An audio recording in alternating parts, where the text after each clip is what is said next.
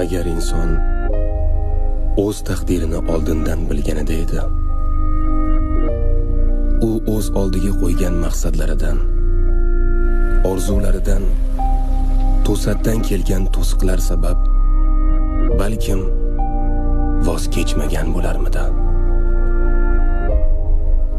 Inson o'z taqdirini o'zgartirishga uringani sari xatolar ortidan xatolar ko'payaverar ekan. Muhabbatda ham aslida xuddi shunday. Meni hayotim oxirgi 3 oy ichida tubdan o'zgardi. Meni bilgan, tanigan odamlar juda qat'iyatli, o'ziga ishongan yigit deb bilishardi.